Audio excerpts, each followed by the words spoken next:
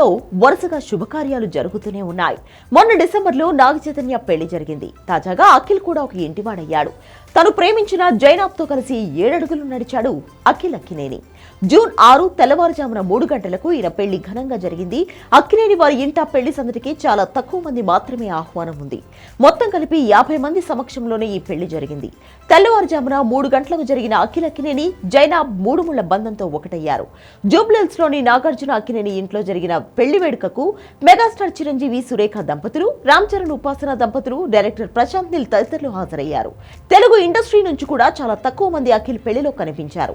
నాగార్జున నుంచి ఎవరికీ పెద్దగా ఆహ్వానం అందలేదు. పెళ్లికి అతి కొద్ది మందిని మాత్రమే ఆహ్వానించాడు. అఖిలేని నాగార్జునకు అత్యంత సన్నిహితులుగా ఉన్న చిరంజీవి మాత్రమే కుటుంబంతో ఈ వేడుకకు హాజరయ్యాడు. అఖిల్, రామ్ చరణ్ స్నేహితులు కాబట్టి ఆయన కూడా వచ్చాడు. జూన్ 8 ఆదివారం అన్నపూర్ణ స్టూడియోస్ లో రిసెప్షన్ ఏర్పాటు చేస్తున్నారు. రిసెప్షన్ కు వేలాది మంది రానున్నారు. 2 తెలుగు రాష్ట్రాల్లోని రాజకీయ నాయకులతో పాటు ఎంతో మంది సినీ ప్రముఖులు, బిజినెస్ మెన్లు ఈ వేడుకకు హాజరు కానున్నారు.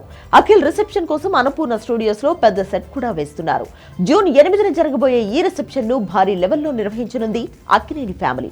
మరోవైపు అఖిల్ పెళ్లికి సోషల్ మీడియాలో అక్కినేని అభిమానుల నుంచి శుభాకాంక్షలు కొనసాగుతుంది. ప్రస్తుతం ఈయన లెనిన్ సినిమాలో నటిస్తున్నాడు. వినరో భాగ్యము, విష్ణు కథ ఫేమ్ మురళీకిషోర్ అబ్బూరు ఈ సినిమాను తెరకెక్కిస్తున్నాడు. రాయలసీమ నేపథ్యంలో సాగే యాక్షన్ లవ్ స్టోరీ ఇది. దీనికోసం పూర్తిగా తనను తాను మార్చుకున్నాడు అఖిల్. ఇందులో శ్రీలీల హీరోయిన్ గా నటిస్తోంది.